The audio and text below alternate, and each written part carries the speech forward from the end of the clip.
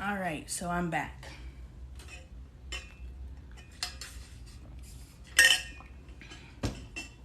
Apparently you can't say the R word without being violated, because it's somehow hate speech to say certain words that have nothing to do with derogatory connotations, but it's whatever. We're back, and I just wanted to say that you must love yourself and pull yourself out of your regressed state. Can we say regressed? Your state where you are choosing and refusing to evolve and grow because you are so attached and aligned to a past behavior because you've had this behavior your entire life. So I'm going to give you guys, those of you who are in the viewing audience of my live before I had to hop off because they were about to violate me and turn my live off. And once they kick me off of the live and they turn my lives off, then they restrict me for days on end, and I don't want that, so I had to hop off. I wanted to hop back on briefly, and those of you in the audience that are here for the book club and have questions, if you would like to hop on and let's talk. Let's have a 5-minute chat session where we come together and we join and we grow. So I will give you guys the opportunities for that. And I thank you for my lesson. We taught some things. We learned some things. I really hope you guys are enjoying the book. Those of you who are unfamiliar, this is a study group for What's the Best That Can Happen. The book is available on Amazon. Just make sure the seller is Lonnie Taylor or through the link in my bio. This is my self-healing journey where I talk about how I took myself from being self-defeating. I didn't like myself. I don't want to use the H word because that might get me flagged too.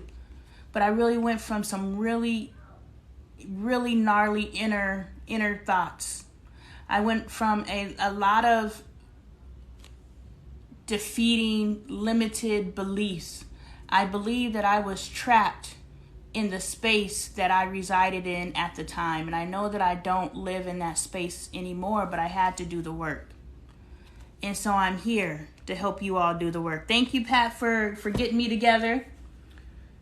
I figure if I wasn't using it in a negative, derogatory connotation that I could use the word, but apparently the sensitivities of the world, I'm an 80s baby. As long as I'm using the word in the way, that's just like the G-A-Y word. I probably can't say that, but you know, it means to be happy, but they brought new meaning to it and therefore we can no longer use it without it. Yeah. So I'm now opening up to the live to anyone that would like to come in and just request to be invited. Well, type in there that you would like to be invited and I'll pull you on if you have any. And that's yeah. Hop on if you want to discuss the book or if you just want to, if you have any questions or those, you know, I know Pat, your book is in the mail.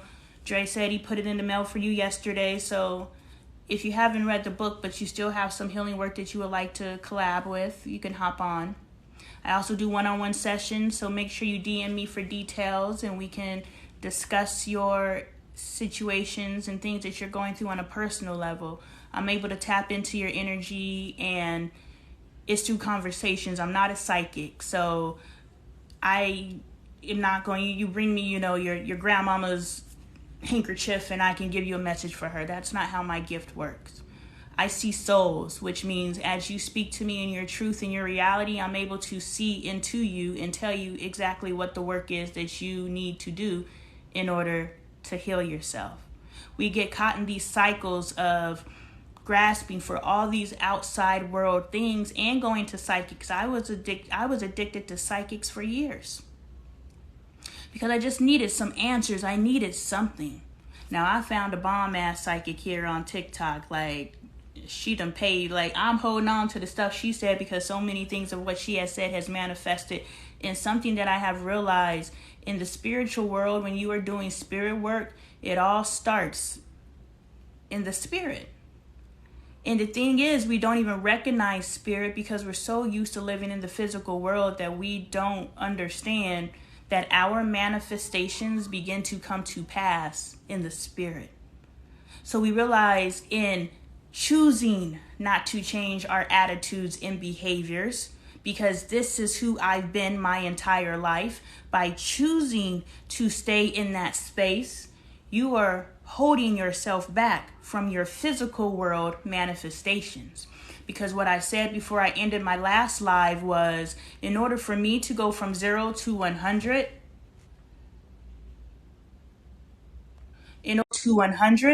that means that there's some work internally for me to do in order for to move into the new space that I'm trying to go into. So by choosing not to be involved, you are choosing to impede your manifestation. Hey, Pat. Hey, Lonnie. Can you hear me? Mm-hmm. Hey. Okay. How are you, friend? You've been posting some hot fire, girl. Yes, because life has been lifing Girl. with me. And life. It's when you come across some tests that has you show what you've learned.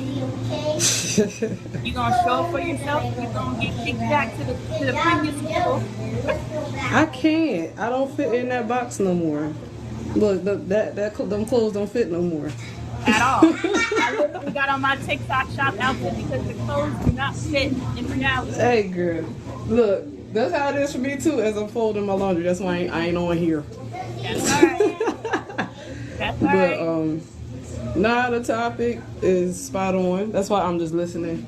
And honestly, like even when you touch base on psychics, a lot of what makes me tick is listening. I love hearing a word. And that goes back from like how you were talking about childhood. What makes me click and tick, or whatever the proper term is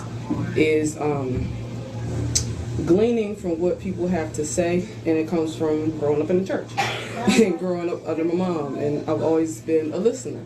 And it's so much that you can get from people when you just listen. My downfall though has been that other side of that coin is being up under ministry, you tend to speak more than listen. If you understand what I'm saying. So how you were saying, yeah. So that's why I was quiet, because I'm just like, ooh, my toes. But yeah. I'm checking myself on dictating conversation and forcing conversation or picking it apart and all that. I'm still working on me. But like you said, sometimes when you dominate the conversation, you don't want it to be controlled by the other party. Yeah, so. That's a recent revelation, because it's just like, you want to get your agenda off your chest. That's why you chose this conversation. So how can we, it's almost like you have to speak to someone who appreciates the art of conversation in order to have a fruitful conversation. Absolutely. It's like when you get out of the combativeness, you get out of the picking at straws, and actually hear a person out. Because I'm a long-winded individual. I always go around the bend, because I'm artsy. So I'm painting a picture when I speak as if I have a brush in my hand. Not everybody likes that. Which is so weird. Especially, like, you don't love this beautiful story I'm telling? It's like, you ain't getting this poetry. But some people fall in love with that, and other people, it's a double-edged sword. Some people are just like, get to the damn point. Like, I understand where you was going like 50 words ago. So, it's been a defense mechanism. It's always been a shield, and honestly it is from childhood and growing up being told that children are seen and not heard. So not being heard for the first third of my life, when I got to the second and this third chapter in life, it's just like, yeah, you're gonna hear me, but it's become problematic at points. Yeah. So I'm liking that. And then speaking on the friendship thing, it goes with that too. Because I think given that grace that you don't have all the answers, and sometimes if you do have an answer, not everybody can receive an answer. And it takes time to process, and people are in fight or flight mode, so if they do hear some truth, sometimes they will just disappear.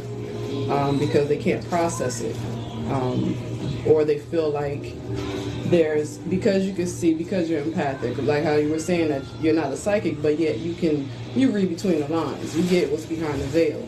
That's why I said same here. Sometimes people feel like it's like, oh my God, you get me, but then it's just like, oh my God, how much do you see? And it makes people run. So I've been spitting hot fire lately because it's just like I've been purposely quiet about a lot and trying to choose how I present it, but it has to be said because I realized that my silence can be permission for bad behavior in life. So I don't know if you touched base on that in the book yet. I'm going to read when I get it. I'm looking forward. But I'm open to these discussions and listening because I know that we're all teachers. We're all students. We all got something to learn. And it's not by chance that I vibrate with you in a way where I understand. And so I'm looking forward to more, but I won't dominate this conversation. No, I appreciate you. You know, I'm realizing, like, as I converse with my husband and, you know, we're bumping up into our communication block, that we're not, even though we're both speaking English, we're not speaking the same language.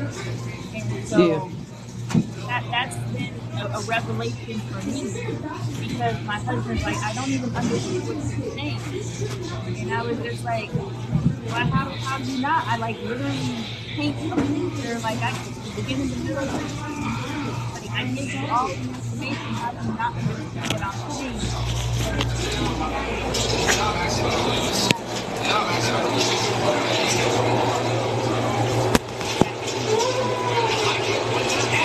Yeah.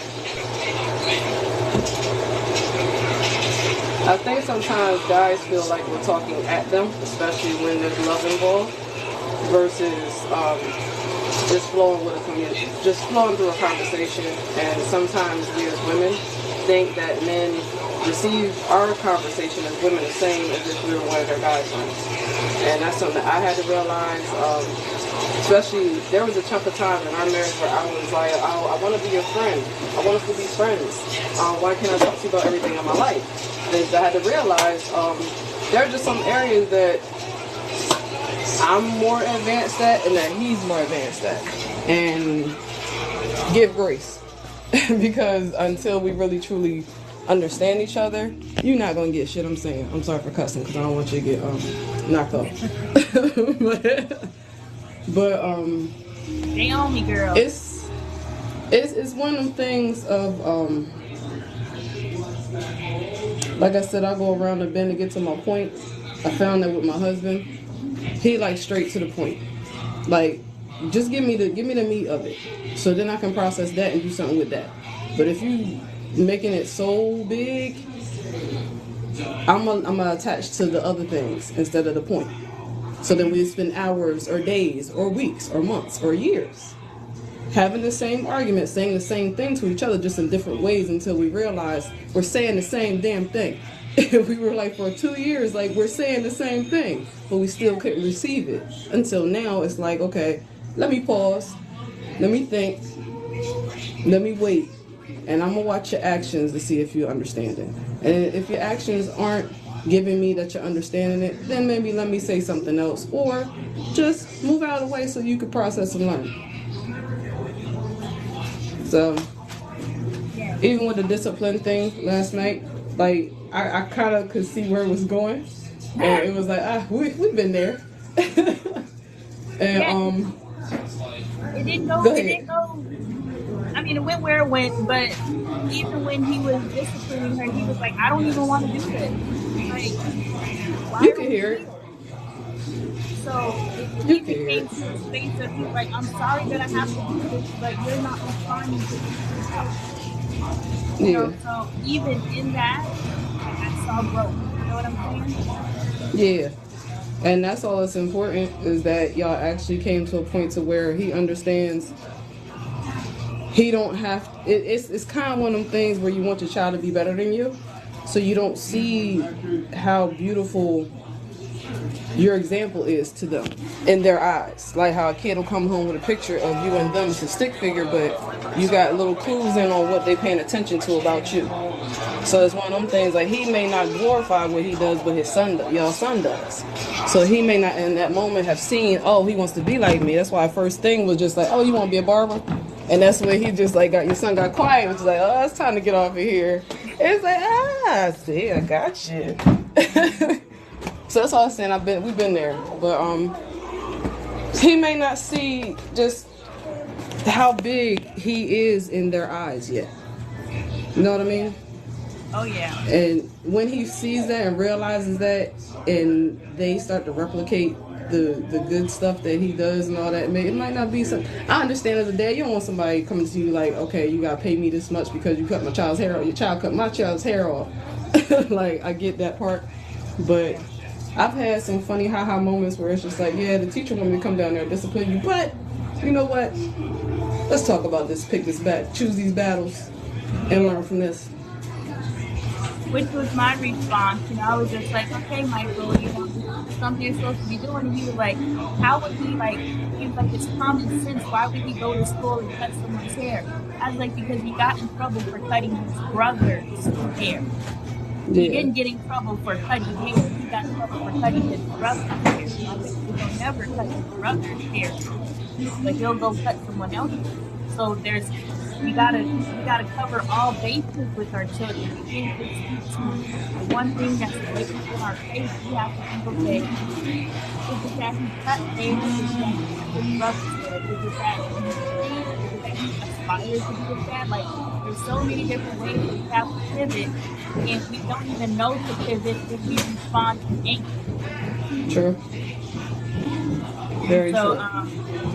So yeah, it was actually Angel that got in trouble. It started with Michael, and no one could see it growing.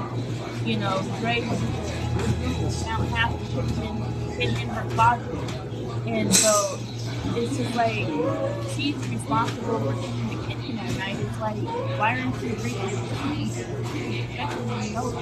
are the dishes everyone's looking for. He can be in her room, or she's hiding things, and I was like, I believe that this is her grab. If she's not getting in trouble for any of the other stuff, she's getting in trouble for, but she still exists.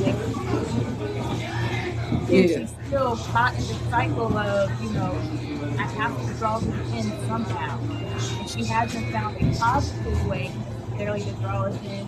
So she's subconsciously doing these things where she's just like, this is what's going to give me that attention. Because it makes zero sense for her to pour this into her room. So Dre was just like, look, I don't understand. And I used to call this to the front. I was just like, why are you disrespectful? Because you're intentionally disrespecting us. He's like, I don't know. I'm not trying to be disrespectful. I was like, you got to do some internal work and figure out why you're doing this. Because you're self-sabotaging yourself. You need to figure out why so you can just continue self-sabotaging.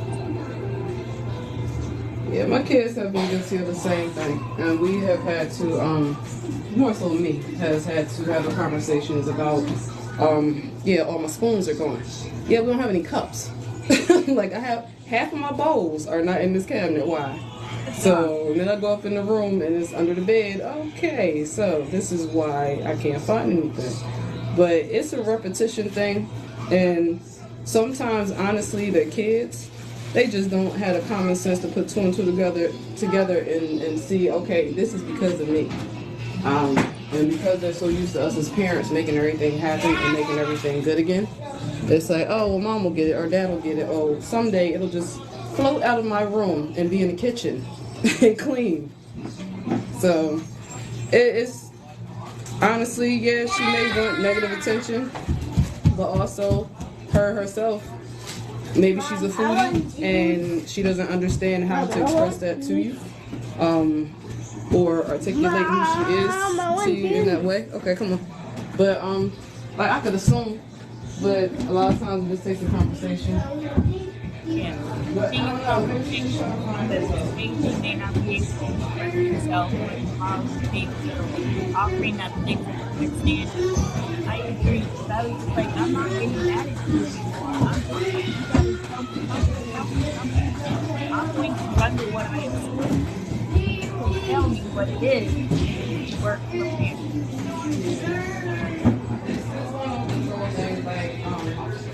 When a child doesn't want you to change their pamper after they did a number 2. And doctors say it's because that thing is still theirs in their eyes. It's still a part of them in their eyes. So it doesn't make sense to us that you wouldn't want this boo-boo off of you. But to them, it's like it's mine. So like in that sense, like the tahini, that may and be in her heart, that's mine because I like this. It triggers something inside me that makes me feel good. Like me with coffee. Like once I taste some coffee, I'm like, ooh. Like so, it's one of them things where she could be like, I want to remember the feeling that I get from this thing. This is mine. This is what makes me click. Something about it. So it could be like, okay, venture down. What is it made out of? Let's see if we can make this ourselves. Do you want to make your own? You want to brand your own? And like, I've had to do that with my sons to where it's like, okay, with them, what was that, 5 Nights at Freddy. I used to holler, cuss, and fuss. Turn it off. You're too young for that. Why do you want to see this? Listen to the storyline. It makes no sense. If it was real life, it'd be crazy.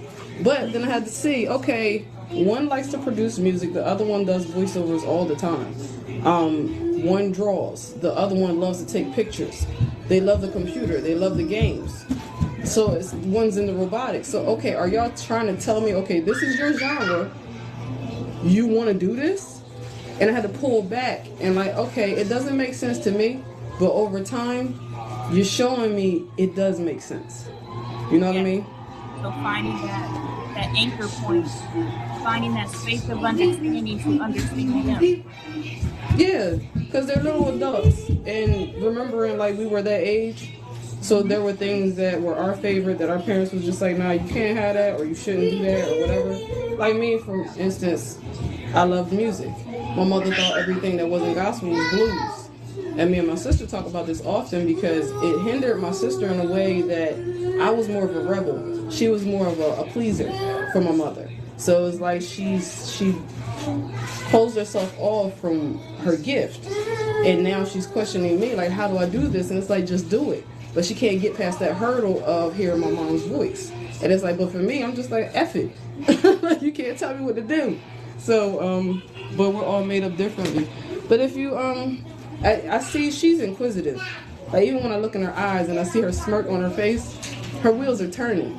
She's trying to find herself. So it's, I don't know, because it ain't a session for you. Like I don't even want to do all that. But she's gonna be all right as she grows up. She'll get it once she can't find something that she loves and somebody else got it because she got little brothers. So it's coming.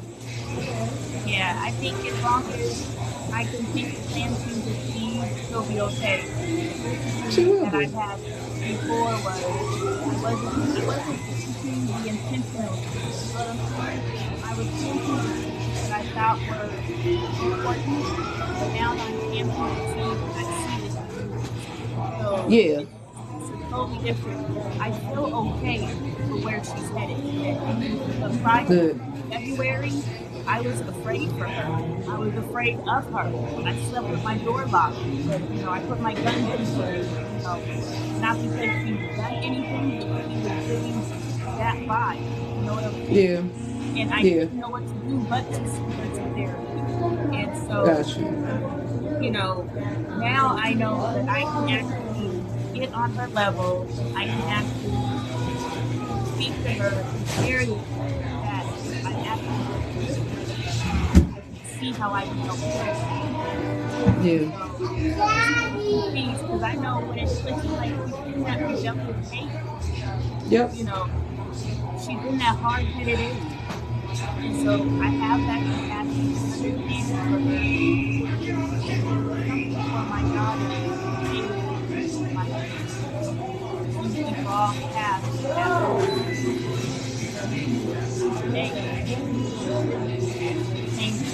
yesterday.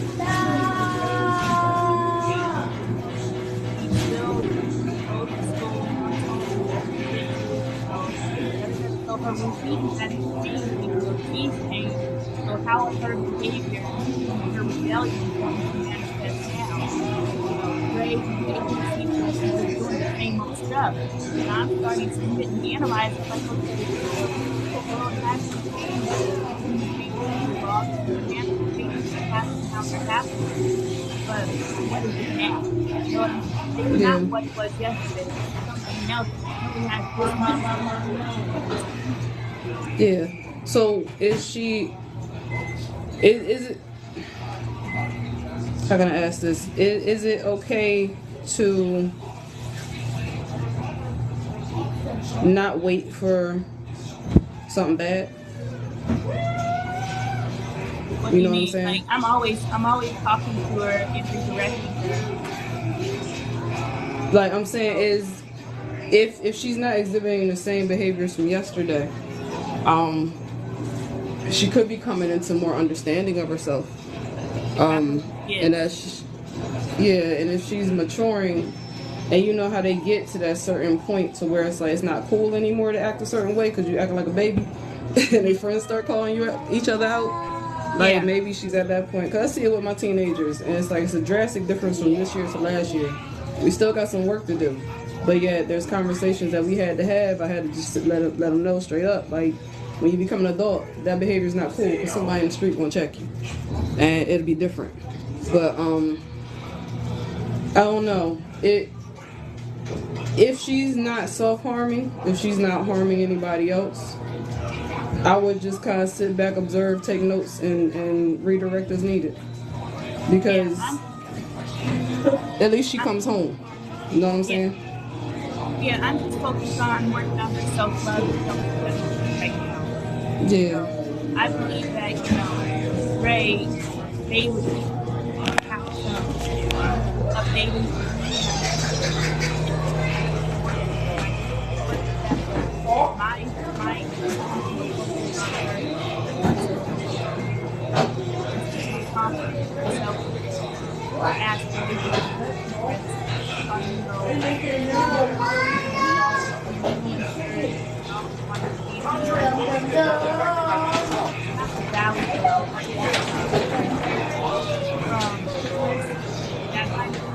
Got you. Yeah. And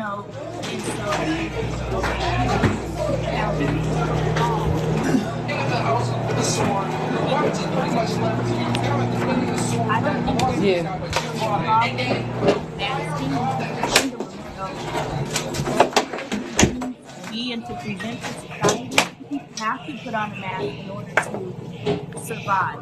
Everybody's not going to the world public, and I can understand that. So if been there. A simulated character, she's a simulated character her entire life. Like I watched her act. She shut my door. I watched you please shut my door.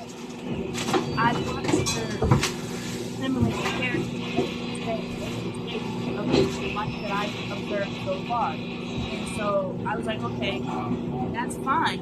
But I don't want you simulating characters because you don't know who you are. I want you to know who you are. And then you can go off and do whatever you want. When I get in front of this camera, all this isn't me. I don't talk like this in my real life. But I get into the camera and I simulate the character. I put on my energy. You know what I'm saying? So, Gotcha. When she puts on her energy, as long as her foundation is solid, she won't get lost in it. So that's my focus. And that's a great focus, because you do want to be yourself when you come into the midst of a room. I just had this conversation with my oldest son. Actually, both of my oldest sons, 2 different times, because I realized that my second oldest, he's very smart, and he does chicken scratch. I used to do that, and I sometimes venture back into that. I told him, I broke it down for him. If I don't want to do the task, or I think it's just something tedious, I don't feel like doing it, especially like when they have to bring those emergency contact cards home and all that stuff, I don't feel like doing that crap because they got the same it's the same information. Like, why do I have to refill this out? It will be so, it'll be so like scribble scrabble, and it's like I had to check myself, especially I used to be an internal auditor. Files are important. Somebody's going to see this. You look illiterate. Like, so it's like, at a check, I'm like, why are you masking? Why are you hiding how smart you are? And he has piano fingers. He has a gentle touch. Why are you writing so hard? Who are you proving anything to by doing this? And he just looked at me, and the tears started falling. And it's just like, you don't want to be the smart kid in class. And it's like, it's okay to be the smart kid. It's okay to be different. And then with my oldest son, it's like he has a habit of trying to get out of his work in class, so he will do an outburst. Honey, you about to be 6 foot tall. You 12 years old. You big, and you're a black man. That doesn't sit well with a palm-colored teacher. You got to check that. And who are you doing it for? When all you got to do is raise your hand and say, I don't understand, I need more time. Instead of putting on this front like you that tough. Because you're still just 12. So, it's difficult, and all you can do is try and steer them and not hope for the best, but redirect them into the best direction, and hopefully they listen. Most of the times they don't, but that's the beauty of children. They're the rebellious parts of us. So all we can do is just give them some truth with love, sometimes some sternness, but they'll be okay. Like I said, as long as it's not self-harm or you harming somebody else, you don't want to off anybody or yourself. Yeah. And if that's the case, then we need to do some more talking, and we need to go somewhere and get some help. Yeah. So I agree. It's important, even as adults. Showing up in the room as yourself. Yeah, especially as adults. If we've made it to our adult lives and we're still masking because we are not comfortable in being ourselves, it's definitely important for us to do the work and get to know ourselves. Pick up your copy of what's the best thing to happen. I know that's right. Yes. Absolutely. I've been seeing it for myself, the whole masking thing. I've been in hermit mode, so I've been hiding instead of masking. So it's just like, what am I hiding for? Who am I hiding for? And when you realize, oh, it doesn't matter if I'm in the light or in the dark, it doesn't change anybody else's behavior, let me stop hiding. Yeah. So, let me turn my camera on as I say that too. I believe that's what happened when I turned my back from all that I've known. Like I said, I'm reading this book and I'm realizing I know everything I'm talking about now, but I've forgotten it because I went into hermit mode, and because it was so painful to try to whatever it was that I was trying to do and to not receive the feedback or the please stop stretching the word out like that. It doesn't even make sense. But not to receive it, I went into hermit mode. You know what I'm saying? So I stopped reaching, I stopped teaching, I stopped feeding myself, and I completely, and I actually said in my head, I'm just going to attach to this physical world, this spiritual stuff, So I went into hermit mode too, and so I'm now coming out because it's just like, even though the disappointment feels this kind of way, cutting myself off from source energy feels even worse. Absolutely. All right, well, I have to actually go ahead. We're going to finish, but I got to go. My friend's coming. We're going to listen to 90s cover music, so have fun, girl. That's decade in R&B. I'm excited. I know that's right. 2-step for me. Yeah. I'm going to be in there like, I'm hoping I'm not too warm. Oh, girl. If it gets too hot in there, I'm going to be in there. It's getting hot in here. Hot in here. Stop playing.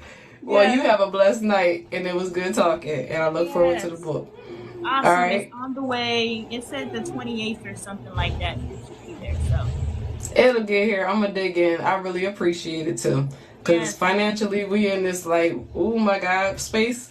But it will pass.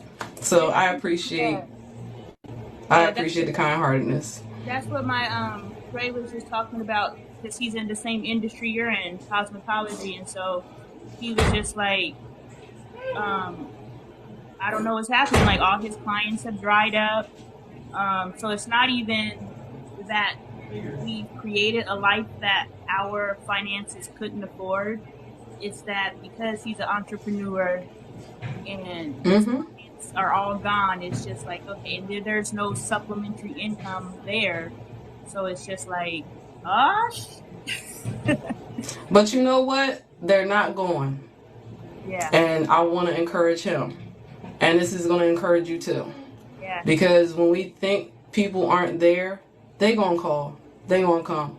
And it's certain downtimes that you get. And I've been doing this for the past 8 years. So it's certain moments that you get during the year when everybody funds are tight because they sending their kids back to school. They got to buy sneakers, book bags, clothes, and all that. So, yeah, they're going to get their hair done for school. But it's going to be that hiatus where mom and dad got to get their coins back up. So it'll come back. And I truly believe that, because I've even been like, okay, I have raised my prices. So is that the problem? But I don't want to go back down because I had some old prices and I do value what I do. People value what I do, so pay me. But it's one of them, it's a test to see if you really want what you say you want. Are you going to stick this out and do what you said you're going to do? Because we're not only stylists, we're therapists, we're ministers, we're shoulders, we're confidants, we're that paper towel, we're that Kleenex wiping tears. Like, so, and then we help people show up as who they feel they are inside. So as long as he's there and that chair is available, then there's somebody who's going to come into his path that's going to need him and going to thank him. Because I had a situation where my chair was empty and I found a cousin who came into the shop and she looked around and she didn't know who to go to, but our vibe brought us to each other. She sat in my chair. When I was done her hair, she told me I wasn't gonna be here tomorrow. I was gonna take my life. But being here with you, I don't want to go no more. And it's like stuff like that. Show up every day that you're supposed to show up. And this is for you too, because you never know. You touching me, and I may feel like I'm some teacher, but yeah, I'm a student as well.